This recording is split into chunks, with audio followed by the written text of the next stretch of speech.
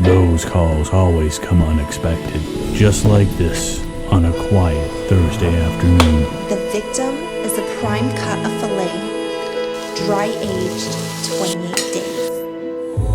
What a shame. If you're online a couple months ago, you may have seen these steak and egg board videos that people started posting around the beginning of the year. The inspiration for this now dead trend seems to come from a few different places. First, the rise of the carnivore diet. With people being super health conscious around the beginning of the year, they turned towards the carnivore diet as the new trend to follow. That and the seemingly indefinite love of charcuterie boards led people to put steak, fried eggs, and oftentimes avocado on a cutting board in a bid to become healthy. And that's basically where this trend stopped, which is a real shame because I think it could have been something really cool. So I decided to make this video to show you what this trend could be. And if you're thinking that a mediocre YouTuber with about 1,500 subscribers is exactly what's needed to revive this trend, then you read my mind. And that's creepy. Anyways, I've used science and whatever this thing is to determine why this trend died, and I've come up with 2 reasons. These steak and egg boards aren't very fancy, and the thing it's based off of, the charcuterie board, is fancy. I mean, look at this. And this one. And what about this? Okay, fine. That last one is just stock footage of a bunch of vegetables being thrown at a cutting board in slow motion. But you want to know what it's not? It's not boring. And that leads me to the second reason why this trend died. All these steak and egg boards are almost the exact same. And that's boring. There's so much more we can do with these ingredients, and that's what I want to show in this video. And the first place I'm going to start is with eggs. The first type of egg I'm going to do is a cured egg. All you need to do is add equal parts salt and sugar to a small container, create a little divot, put your egg yolk in, and cover it with the salt and sugar. Then in about 4 to 6 hours, you'll uncover it, and boom, you've got a cured egg. This type of cured egg has a runny, jammy center, but you can actually leave them to cure over 24 hours and it'll become a solid cured egg yolk that you can zest over food.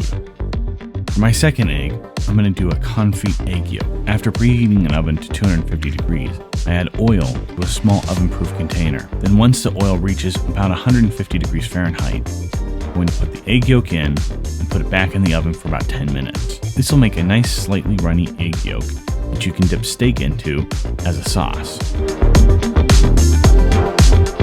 I'm going to poach an egg for my third egg, but instead of poaching it in water, I'm going to poach it in wine.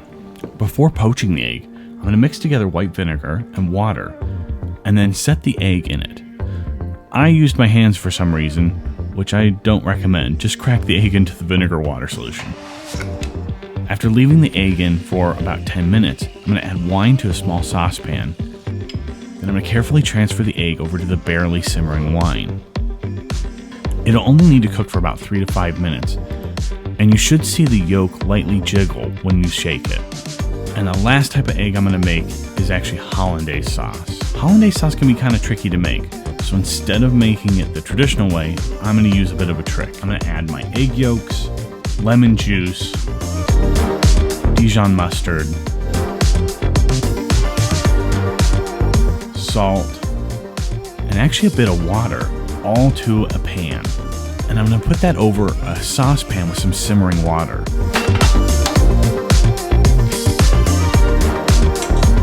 All I need to do is stir these ingredients together and bring it up to just under 160 degrees Fahrenheit.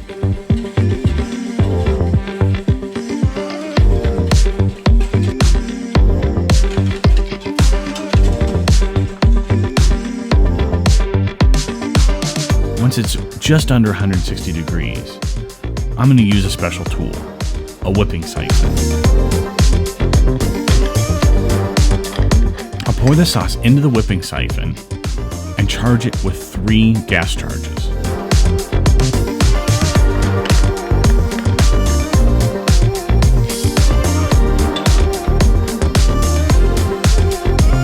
Then lightly shake it up. An instant hollandaise sauce. The whipping siphon actually emulsifies the sauce for you, and you can actually store the sauce in a refrigerator and then just warm it up in a water bath later on when you want to use it. Now that I've got my eggs, it's time to cook some steak. There are probably as many methods to cook steak as there is people on the planet. But my favorite is definitely the reverse sear method. But since it's a lot easier to do when you have a thermometer that can go in the oven or an instant read thermometer, I'm actually going to recommend another method as well. Reverse searing just means that you're going to slowly cook the steak until the internal temperature is close to your desired temperature, and then you'll sear the outside of the steak to create a crust. First, I pat the steak dry, and then I season it generously with salt.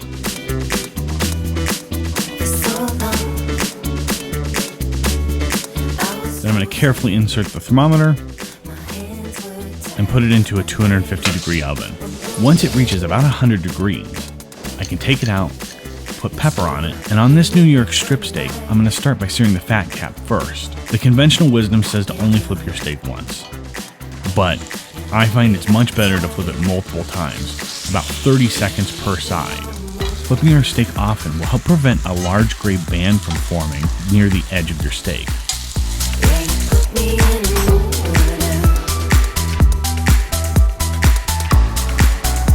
In fact, I even take the steaks out of the oven for several minutes while it's coming up to temperature.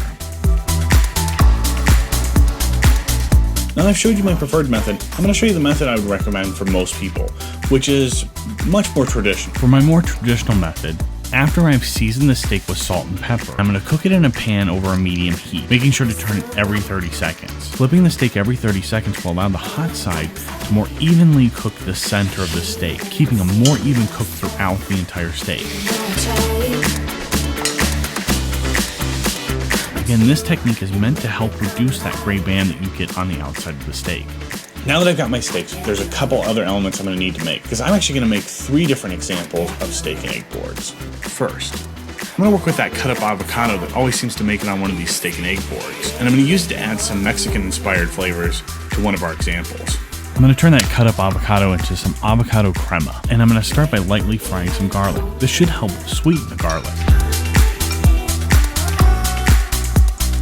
Then I'm going to grind up some cumin.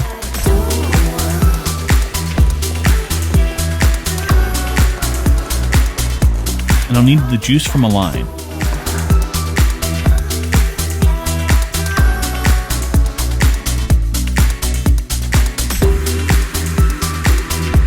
And once I've got that, I'm adding the avocado, the lime juice, some creme fraiche, the cumin, cilantro, salt, and the fried garlic to a blender, and I'm going to blend it until it's smooth, and then store it in an airtight container. This actually can last pretty long in the fridge and is great on steak and tacos. Now that I've got my avocado crema, I'm actually going to need to make sushi rice for one of my other examples. To make the sushi rice, I grab a nice short grain rice and I wash it several times. I'm trying to rinse the loose starch off the rice so it doesn't come out gummy. After the water comes out clear, I'm going to drain it and fill it up with water again and bring it to a boil for about 3 minutes.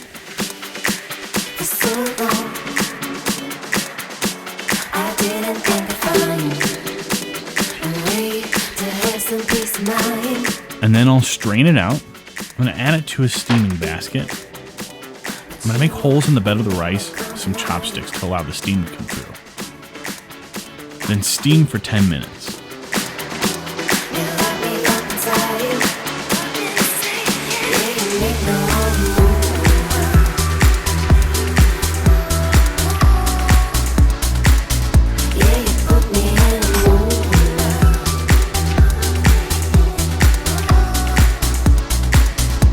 After it's done cooking, remove it from the steaming basket and allow it to cool in a bowl.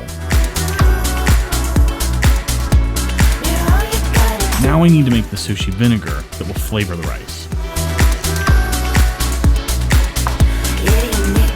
To a bowl, I'm going to add vinegar, salt, sugar, and I'm going to stir that together until it's all dissolved.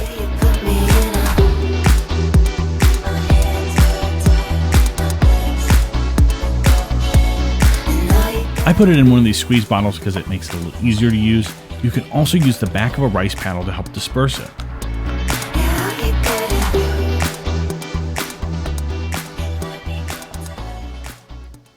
Finally, all I need to do is assemble all the examples onto one ultimate steak and egg board.